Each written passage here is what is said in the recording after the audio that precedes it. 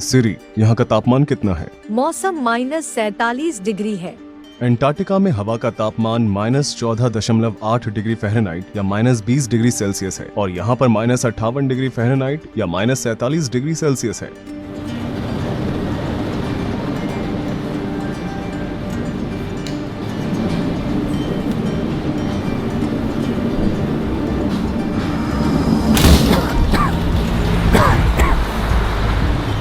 हमारे फेफड़ों को इसकी आदत नहीं है, इसलिए हमें बार बार खांसी आ रही है। यहाँ का मौसम बहुत ही ठंडा और शुष्क है। यहाँ की आबादी बहुत ज्यादा है। यहाँ करीबन 3 लाख लोग रहते हैं। याकुत्स्क रूस के ऑटोनोमस रीजन सखा रिपब्लिक की राजधानी है, जो कि नॉर्थ पोल से 280 मील की दूरी पर बसा हुआ है। क्योंकि ये जगह साइबेरिया के सबसे उत्तर पूर्व में स्थित है, इसलिए ये बाकी की दुनिया से बहुत अलग थलग लगता है।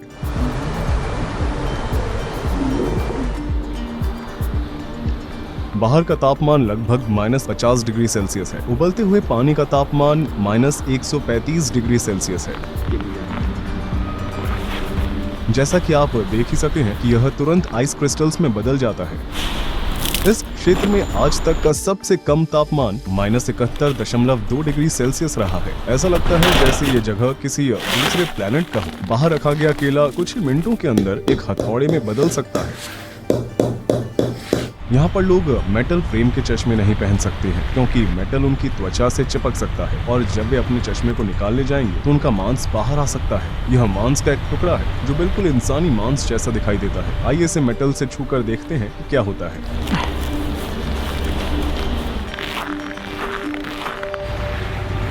जैसा कि आप देख सकते हैं, ये पानी के पाइप है और इन्हें जमीन से ऊपर रखना पड़ता है, क्योंकि जमीन के नीचे पूरी बर्फ जमी हुई है। बात यह है कि शहर के नीचे 100 फुट मोटी बर्फ की परत जमी हुई है। देखिए, ये नदी पूरी तरह से जम चुकी है।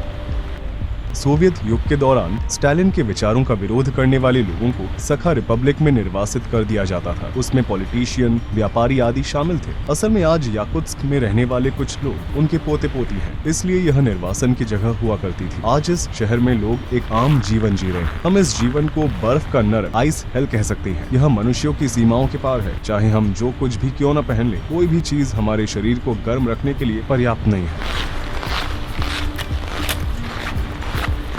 अगर आपके पास कार है तो आपको यहाँ बहुत दिक्कत हो सकती है। यहाँ पर सर्दियाँ 6 से 7 महीनों तक चलती है और उस समय आप अपनी कार को बिल्कुल भी नहीं चला सकते हैं। अगर आप फिर भी इसे चलाना चाहते हैं तो आप अपनी गाड़ी का इंजन बंद नहीं रख पाएंगे। उदाहरण के तौर पर आप यहाँ देख सकते हैं कि कार का इंजन चालू है, लेकिन फिर भी ये खाली है, अंदर कोई भी नहीं है। ऐसा ही यहाँ पर सैकड़ों कारें हैं। इंजन के चालू रहने की वजह यह है कि अगर ये रुक गया तो इस बात का खतरा रहता है कि ये पूरी तरह से बर्फ में ढक जाएगा और इंजन का तेल जम जाएगा। जैसा कि आप यहाँ देख सकते हैं, इस गाड़ी के मालिक ने अपनी कार को लंबे समय तक नहीं चलाया होगा। इंजन बंद होने के सिर्फ 20 मिनट बाद ही उम्मीद छोड़ देना यहाँ एक आम बात है। एक और जमी हुई कार जो आने वाली गर्मियों में फिर से इस्तेमाल होने का इंतजार कर रही है। ये कार चल रही है ना? चलिए देखते हैं कि इसके अंदर कोई है या नहीं।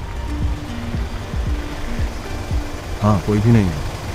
क्या आप सोच सकते हैं कि यहाँ वाकई में ऊर्जा की कितनी ज्यादा बर्बादी हो रही है? किस्मत से रूस एक ऐसा देश है जहाँ तेल और प्राकृतिक गैस संसाधनों की मात्रा बहुत अधिक है। देखिए, इस कार के एग्जॉस्ट पाइप को बाहरी पाइप की मदद से बड़ा किया गया है, यहाँ तक कि एग्जॉस्ट स्मोक भी जम जाती है।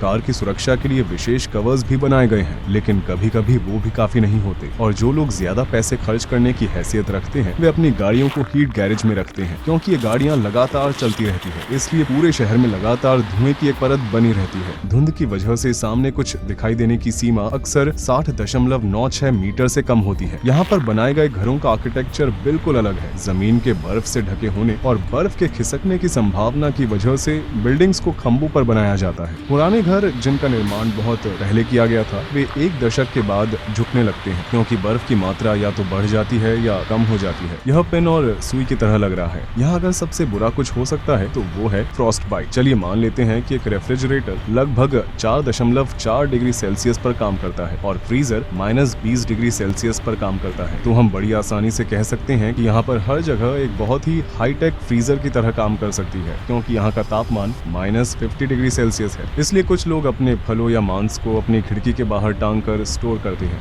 क्या मैं इस तौलिए से एक स्लेट बना सकता हूँ?